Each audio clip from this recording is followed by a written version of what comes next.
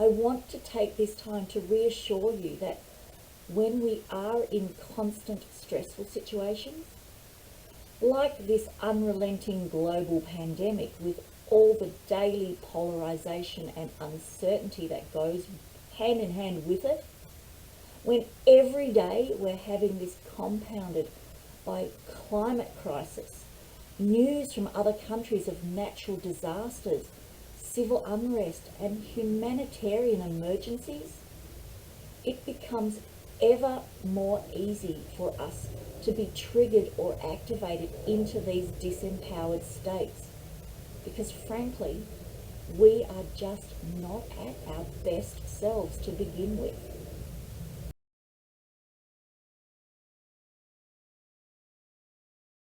Hi there, lovelies. I'm Rhonda Chrimes. I'm a life and leadership coach, supporting everyday people just like you to reflect and rework your everyday stories so you can step into the everyday leadership of your families and communities and create compelling, meaningful and fruitful lives every day.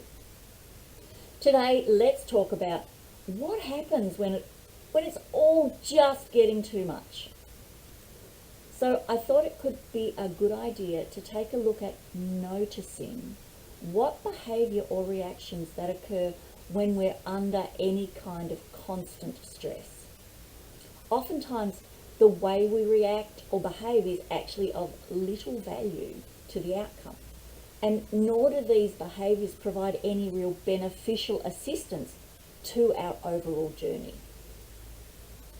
I've found from personal experience, observation of others, and chatting with my clients that they usually always fall into what I refer to as the behaviours of disempowering archetypes. And the 5 I work most closely with in my coaching is Superwoman, her opposite anti-Superwoman, and the 3 crony cousins, Bitch, Martyr and Victim. For most women, Superwoman is the archetype of our times, and by my definition, she is our fear-based animal self. She is centered in masculine energy, which is normally fueled by testosterone, but as women, we only have a fraction of this aggressive, focus-induced hormone that men have. So when we run out, we then have to rely on our stress hormones to keep us performing, which could be why women are 60% more likely to suffer burnout than men. Now, don't get me wrong, a little bit of Superwoman is fine for 15 minutes, but not for 15 straight days, weeks, months, or years. There are many health implications for living in Superwoman, as she unrelentingly pushes through for her highly unattainable standards, competition, individualism, and achievement. The potential health impacts of stress, adrenaline fatigue, and burnout. In relationships and family, we see breakdowns, and there's a lack of intimacy and compassion. And spiritually, there's a disconnection from deep purpose and meaning. Then often, if we ourselves have experienced living in Superwoman for extended periods of time, firsthand, and we've burnt out, or we've witnessed and lived through it with a mother, a sister, a friend, or a boss, we often develop a polar repulsion to that mode. And that can make anti-Superwoman archetype the ideal for us. Anti-Superwoman is usually avoiding anything that looks like it might take effort or determination. And then we check out. We don't participate and we don't make an impact. We pull right back. And then sometimes we can be in a conflicted state, bouncing between the 2 poles of Superwoman.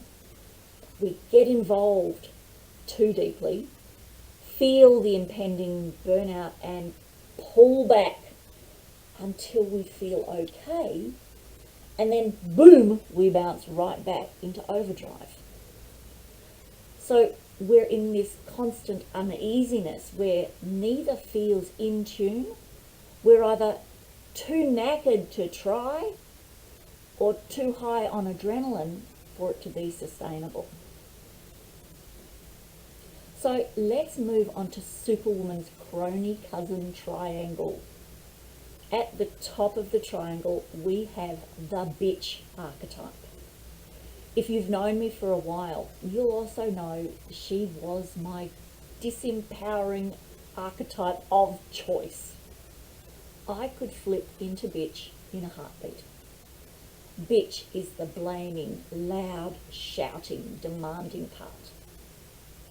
Now please, notice, I am not saying I am a bitch, or that you are a bitch, if you do any of that. What I am saying is that we are momentarily in the archetype of bitch, and that's important to identify the triggers that have set this energy transfer into action. I can't stress enough the importance when we're using the distinction of looking at a behaviour through the lens of an archetype. We can see how it depersonalises what we're noticing. So we can move on more readily from that place of disempowerment rather than staying stuck in the vice shame grip of I am a bad person. Now, if we have a bitch archetype in the house, there is always a victim archetype close at hand. And victim is helpless. She is at the effect of everyone and everything around her. The victim archetype doesn't want to upset anyone, so she may often feel like a doormat being walked over by others she considers to be in authority or above her. Life is really hard. It's just not fair. And all the attention is on their apparent weaknesses. She feels powerless and just can't make decisions. She's often emotional and will defer her decisions to others. And then, victim needs someone to come in and rescue her or just get everything done. And Lord knows, if you want something done, you may as well do it yourself. Oh yes, welcome to complete the triangle, the martyr archetype. Martyr is the one that is always busy. It's her badge of honour. Her focus is on everyone else. She sacrifices herself to others and her very long to-do lists that only she can possibly do, even if it means skipping lunch and sleep to get it done. Which then makes her really hangry and tired and resentful, and she gets mouthy, and before you know it, she's tripped into bitch archetype. This triad moves in all directions. Bitch can move to victim after she's yelled and made everyone feel bad. Victim can move to bitch when she finds someone who is perhaps just a little more victim than she is, like a child, a long-suffering partner, or a subordinate at work. Martyr can become victim when she gets overwhelmed by her to-do list and no one is helping her get it done. And bitch can also become martyr when she has scared everyone off with her tirades and she's the only one left to get it all done. Who can relate to any of this?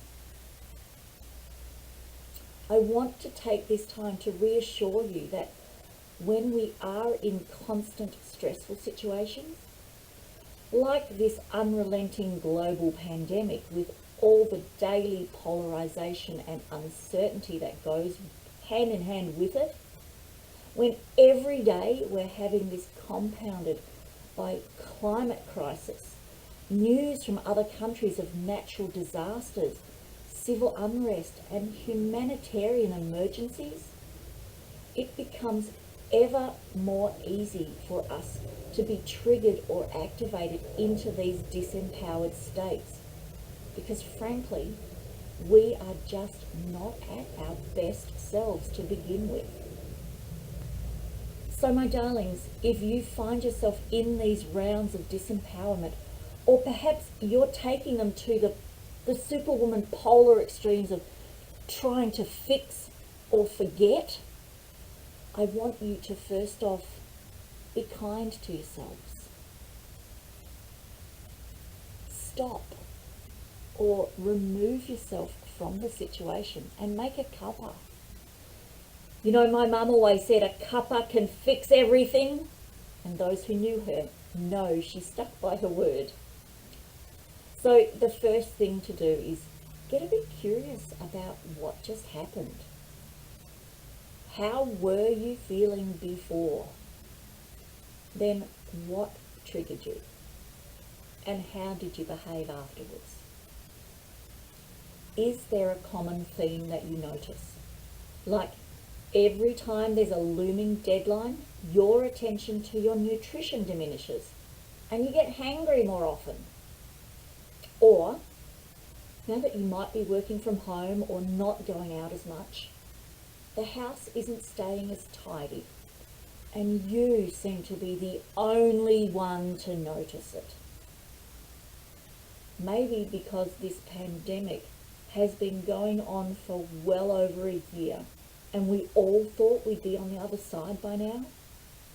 It's making us feel more frustrated and powerless. I urge you to take time to bring the triggers to your consciousness. Put your curiosity caps on and take notice without judgment. Maybe journal about them or talk to a friend to tease them out.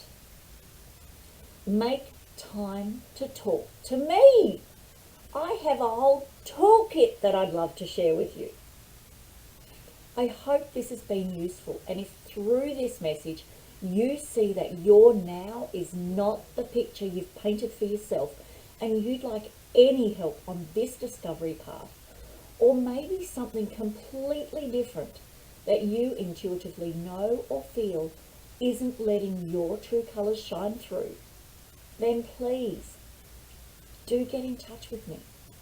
You can do it really easily by leaving a comment, sending me a private message, or popping over to my website, rhondacrimes.simplero.com, and go to the Contact Me page that now houses all my email and Calendly online diary options. If you know or feel you're hitting your I have had enough of this set point, then let's set up a free curiosity call to have a chat and just see how I can support you and make sure we are a good fit for each other without any obligations. Much love until next time.